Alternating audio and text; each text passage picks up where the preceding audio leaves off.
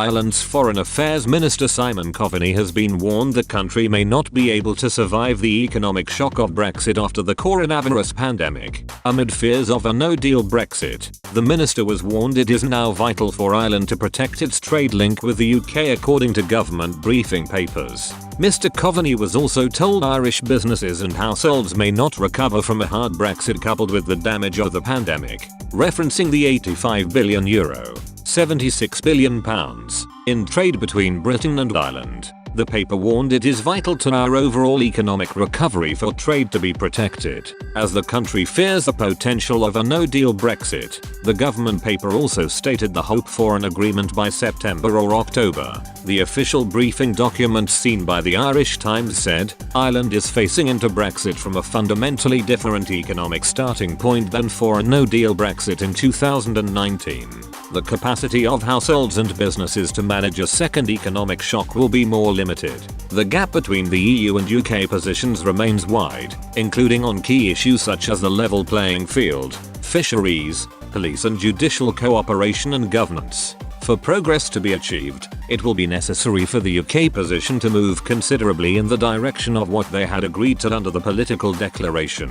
The political declaration sets out the parameters for an ambitious, broad, deep and flexible partnership. However, in negotiations, the UK has adopted a significantly less ambitious approach. The EU has set the deadline of autumn to agree a deal in order for it to then be ratified by the 27 member states. Last week, the two sides concluded the latest round of talks without making much substantial progress. The issues of fisheries, the role of the European Court of Justice and state aid all remain unresolved between the two sides. Following the latest round of talks, the UK's negotiator, David Frost, stated the UK would continue to a deal similar to that of the EU-Canada agreement. He said, considerable gaps remain in the most difficult areas, that is, the so-called level playing field and on fisheries. We have always been clear that our principles in these areas are not simple negotiating positions but expressions of the reality that we will be a fully independent country at the end of the transition period.